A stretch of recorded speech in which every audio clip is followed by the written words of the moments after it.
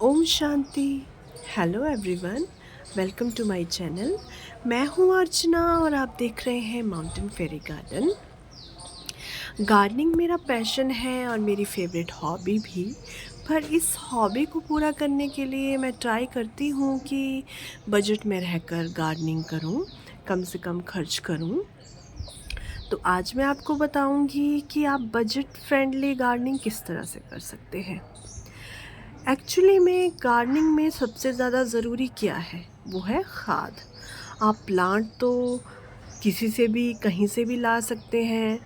उसके लिए आपको नर्सरी जाने की बिल्कुल भी ज़रूरत नहीं है। आप कटिंग भी लगा सकते हैं अपने आसपास के प्लांट से लेकर। आपकी गार्डनिंग तो किसी न किसी तरह शुरू हो ही जाती है। पर इम्पॉर्टेंट ये है कि हमें अपने प्लांट्स को हेल्दी और ब्यूटीफुल बनाने के लिए अपनी सॉइल को पोरस और वेल ड्रेन बनाने के लिए खाद की ज़रूरत होती है। जब हम खाद डालते हैं किसी भी सॉइल में, चाहे वो बंजर ही क्यों ना हो, तो उसमें पोषण पैदा हो जाता है और जो हमारे प्लांट्स के लिए बहुत ही ज़रूरी है।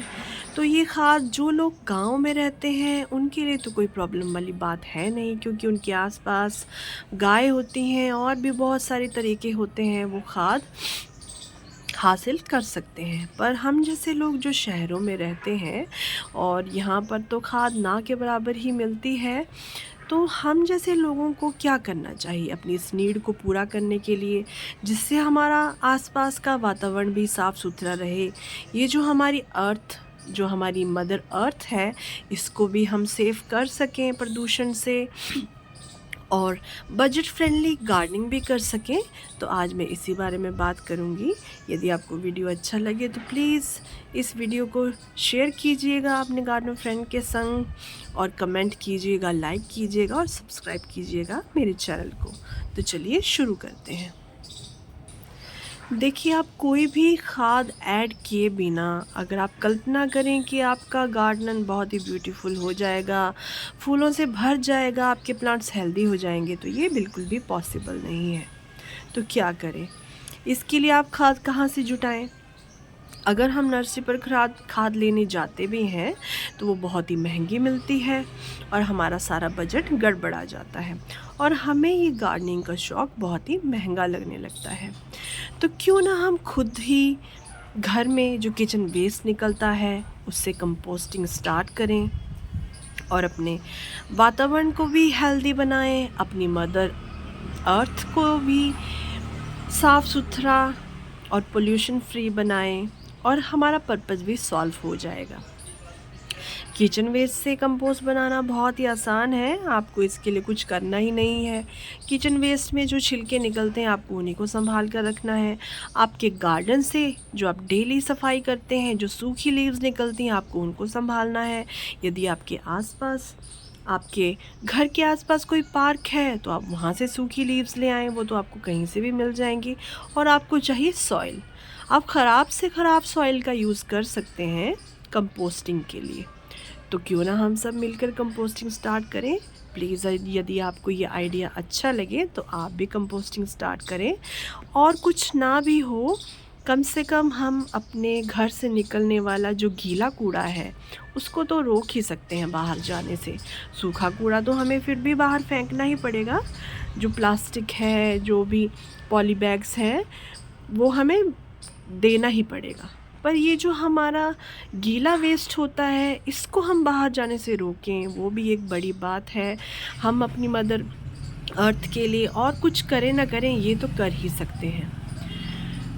मैं पिछले 4-5 साल से कंपोस्टिंग कर रही हूँ क्योंकि मुझे गार्डनिंग का शौक़ है और खाद की ज़रूरत होती ही है। मैं वर्मी कंपोस्ट और गोबर की खाद अपने घर से लाती हूँ। हमारे घर पर गायें हैं और वहाँ पर वर्मी कंपोस्ट भी बनाई जाती है, तो मैं वहाँ से लाती हूँ। पर इतनी ज़्यादा क्वांटिटी में मेरा गार्डन बहुत ही बड़ा है। शेड लविंग प्लांट अलग से हैं और धूप वाले प्लांट अलग से हैं, तो इतनी ज़्यादा क्वांटिटी में खाद की ज़रूरत होती है। तो हम एक बार में कितनी खाद ला सकते हैं? मैं जब भी जाती हूँ तो 2 बोरी खाद तो अपने साथ लाती हूँ, इससे ज़्यादा गाड़ी में स्पेस होता भी नहीं है। और उससे क्या होता है, सभी प्लांट्स में आप 3-4 मुट्ठी तो खाद डालेंगे ही, तो वो तो हाफ में ही ख़त्म हो जाती है। तो इसीलिए मैं पिछले 4-5 साल से, जब से मैंने गार्डनिंग शुरू की है, इवन कि कोविड के टाइम से, जब कोविड शुरू हुआ था, तो जो हमारे यहाँ पर जो कूड़ा कलेक्ट करने वाली जो गाड़ी आती है, वो आना भी बंद हो गई थी कुछ टाइम के लिए। तो फिर तब मैंने ये कंपोस्टिंग की शुरुआत की थी और तब से मैं आज तक कर रही हूँ और अपनी नीड को खुद ही फुलफ़िल करने की कोशिश कर रही हूँ। देखिए, आपको मैं बताती हूँ। देखिए, ये खाद मेरी 1 साल पुरानी है। इसमें मैंने गोबर की खाद जो मैं घर से लेकर आई थी, वो पूरी तरह से डिकम्पोज़ नहीं थी। उसको भी मैंने इसमें मिला दिया था। उसमें थोड़ी वाइट फंगस लग रही थी, तो उसको भी मैंने इसमें मिक्स कर दिया था और थोड़ा-थोड़ा गीला करके अच्छे से दबा-दबा के भर दिया था। और ऊपर से मैंने लास्ट लेयर डाली थी इसमें सॉइल की, और नीचे की जो लेयर थी वो भी सॉइल की थी, और मैंने दबा-दबा कर इसको भर लिया था। और देखिए, अब 1 साल के बाद देखिए कितनी अच्छी खाद बनी है। इसको कोई कह सकता है कि ये किचन वेस्ट कंपोस्ट की खाद है, सॉरी, किचन वेस्ट की खाद है। देखिए कितनी अच्छी भुरभुरी खाद बनी हुई है देखिए। और इसमें मैंने बस लीव्स डाले हैं, किचन का कुछ वेस्ट, और जो मैं गोबर की खाद घर से लेकर आई थी जो पूरी तरह डिकम्पोज नहीं थी, उसको भी मैंने इस तरह से चूरा चूरा करके छोटे छोटे पार्टिकल्स में मिलाकर डाल दिया था। और देखिए, अब ये मेरी खाद इतनी अच्छी तैयार है और इसको मैं एज़ इट इज़ ऐसे ही यूज़ कर सकती हूँ, ना मुझे इसको सुखाने की ज़रूरत है। एक्चुअली में जब हम खाद को सुखाते हैं ना, तो उसके जो पोषण होते हैं ना, वो ख़त्म हो जाते हैं। हमें खाद को सुखाना नहीं चाहिए। फिर भी अगर आपको ज़रूरत लगे तो इसे शेडी एरिया में सुखा लें, अदरवाइज़ हमें कभी भी कंपोस्ट को सुखाना नहीं चाहिए, वरना आपकी सारी जो आपने मेहनत की है वो सारी वेस्ट हो जाएगी। क्योंकि इसमें जो छोटे छोटे माइक्रोब्स होते हैं जो हमारे प्लांट्स के लिए हेल्दी होती हैं, वो सब धूप में ख़त्म हो जाते हैं। तो चलिए शुरू करते हैं कि खाद कैसे बनाई जाती है।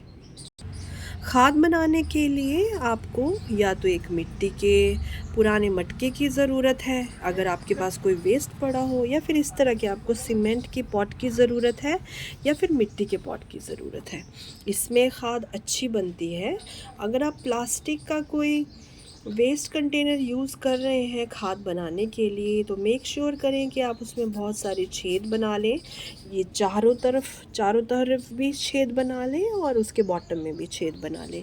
क्योंकि प्लास्टिक में जब हम गीला कूड़ा डालते हैं तो उसमें ओवर मॉइस्चर हो जाता है और उसका जो लीचड़ निकलता है, यदि आप छेद नहीं डालेंगे तो वो उसी में रह जाएगा और आपकी खाद बनने के बजाय सड़ जाएगी।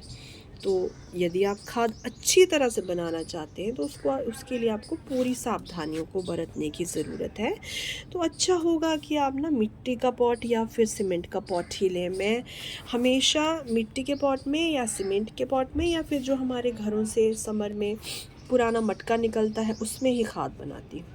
और इसमें मुझे कुछ करना ही नहीं पड़ता है। प्लास्टिक के पॉट में आपको बार बार अपनी खाद को ऊपर नीचे करना पड़ेगा, उसको थोड़ा एयरेशन भी देनी पड़ेगी, पर इसमें आपको कुछ भी करने की ज़रूरत नहीं है। इससे फिर आपको वो जो कंपोस्टिंग में बैड स्मेल आती है और जो छोटे छोटे कीड़े नज़र आते हैं, आप उससे भी बच जाएंगे। तो आप हमेशा मिट्टी के पॉट का, मिट्टी के गमले का या फिर सीमेंट के गमले का चुनाव करें। देखिए, मैं इस वाले पॉट में कंपोस्टिंग कर रही हूँ पिछले कुछ टाइम से। इसके बॉटम में मैंने भरा है थोड़ा सा सॉइल, जो कि ख़राब सॉइल था, चिकनी मिट्टी थी, उसको भरा है। और उसके ऊपर मैंने बिछाई है सूखे हुए लीव्स की लेयर, काफ़ी मोटी, जो मेरे गार्डन से ही निकल जाते हैं।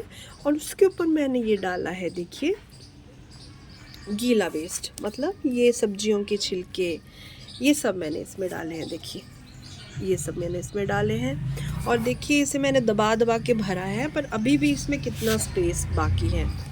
तो आज मैं आपको बताऊंगी कि देखिए, इसके लिए आपको चाहिए इस तरह के किचन से निकलने वाले डेली के छिलके, सब्जियों के, फ्रूट के, अनियन के, गार्लिक के। कुछ लोग कहते हैं कि अनियन और गार्लिक के छिलके आप इसमें ना डालें, पर मैं किचन से जो भी निकलता है सब कुछ डाल देती हूँ, क्योंकि उन सब का फिर मैं क्या करूँगी, वो भी मुझे बाहर फेंकने ही पड़ेंगे, उनसे गंदगी होगी, इसीलिए मैं सब कुछ ही डाल देती हूँ। कुछ लोग कहते हैं कि आप सिट्रस फ्रूट्स भी ना डालें, जैसे लेमन, जैसे ऑरेंजेस के छिलके, पर मैं सब कुछ ही डालती हूँ। जो भी किचन से निकलता है उस सब मैं इसमें डालती हूँ, पका हुआ खाना छोड़कर, जिसमें सॉल्ट या फिर मीठा होता है उसको छोड़कर मैं इस तरह की सारी चीज़ें इसमें डालती हूँ। और आपको चाहिए इसके लिए सूखे छिलके, ये देखिए कॉर्न के छिलके हैं सूखे, और ये देखिए मेरे गार्डन से ये देखिए लीव्स निकल रहे हैं। जब मैंने इसकी सफाई की है तो ये लीव्स इसके निकले हैं, तो इसके लिए ये सूखा वेस्ट आपको चाहिए, ठीक है।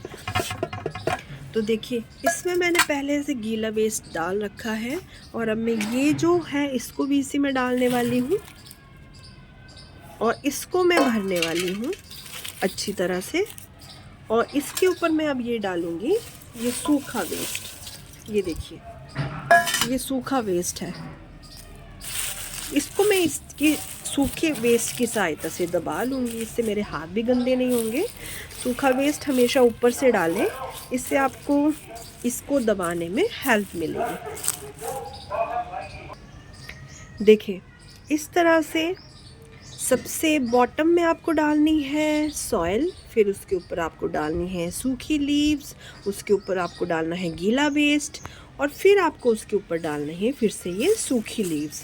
इस तरह आपको लेयर हमेशा बनाते जाना है, और इसके लास्ट में इसको दबा दबा के ऐसे फिल कर लेना है, क्योंकि ये जो वेस्ट होता है ये दबता रहता है, जैसे जैसे ये गलता रहता है तो ये नीचे दबता रहता है, और आपको और भी स्पेस मिल जाता है और किचन वेस्ट डालने के लिए।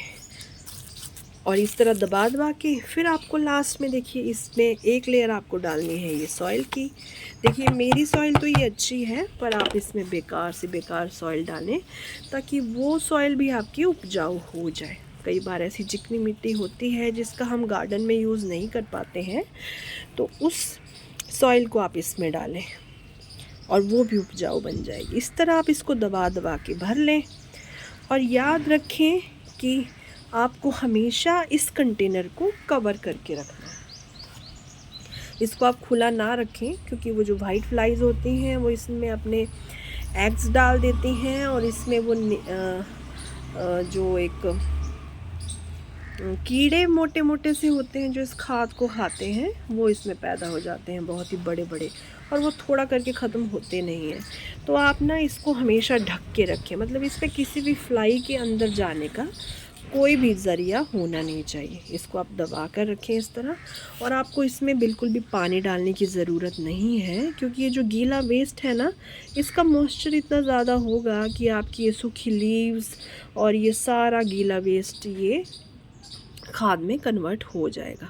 तो आपको इसमें एक्स्ट्रा पानी डालने की बिल्कुल भी ज़रूरत नहीं है। और मिट्टी के पॉट का यही फ़ायदा है कि इस पॉट से ना जो लीचर निकलता है ना, इसका निकलता है, वैसे तो वो बहुत ही अच्छा होता है प्लांट्स के लिए, पर उसको कलेक्ट करने के लिए आपको नीचे कोई बर्तन लगाना पड़ेगा इसके नीचे। तो मैं ये सब नहीं करती हूँ, मैं ट्राई करती हूँ कि वो निकले ही ना, और इसी खाद में वो रहे, ताकि मेरे पौधों को जब मैं ये खाद डालूं तो फिर पौधों को अच्छा फ़ायदा हो।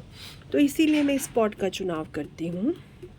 और अब आपको इसको ढक कर रख देना है एक साइड पे। कोशिश करें कि इसमें बारिश का पानी भी ना जाए, और धीरे धीरे ये आपका वेस्ट नीचे बैठ जाएगा। जब आप दूसरी बार छिलके लेकर आएंगे तो आप छिलके इसमें डालने से पहले इसको इस तरह से दबा लें, और फिर उसी तरह से एक लेयर सूखे पत्तियों की, और एक लेयर गीले वेस्ट की, और एक लेयर सूखे पत्तों की, और उसके ऊपर आप फिर सॉइल डाल के फिर इस तरह दबा दबा के उसको भर लें, और जब तक ये पूरा यहाँ तक फिल ना हो जाए, ठीक है।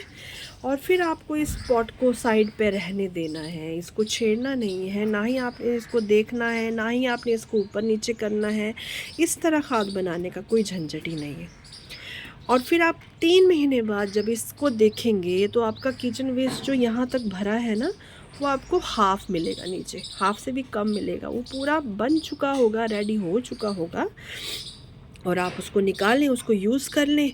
या फिर मैं तो ऐसा करती हूँ कि जब ये पॉट में जब खाद बन के हाफ़ ये पॉट तैयार हो जाता है, तो इसके ऊपर ही मैं और सॉइल अच्छी डालकर कोई प्लांट लगा लेती हूँ। इससे मुझे ज़्यादा खाद भी नहीं डालनी पड़ती है और मेरे पौधे भी स्वस्थ रहते हैं और मुझे खाद को संभाल के रखने का झंझट भी नहीं करना पड़ता है। तो मैं तो मैक्सिमम ऐसा ही करती हूँ, खाद बना लेती हूँ और जब ये पॉट फिर हाफ़ हो जाता है नीचे, तो फिर इसमें कोई नया पौधा लगा लेती हूँ।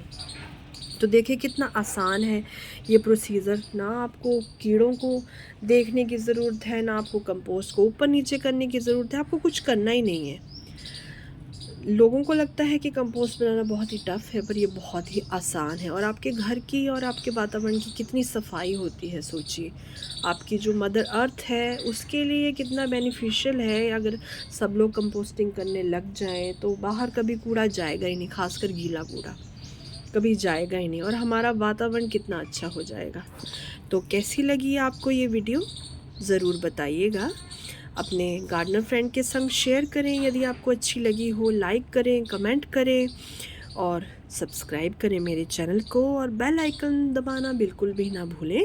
ऐसे ही अच्छी और इन्फॉर्मेटिव वीडियो के लिए मेरे चैनल को सब्सक्राइब ज़रूर करें। तो फिर मिलते हैं किसी और नई वीडियो के साथ, इन्फॉर्मेटिव वीडियो के साथ। तब तक के लिए थैंक यू, टेक केयर, ओम शांति।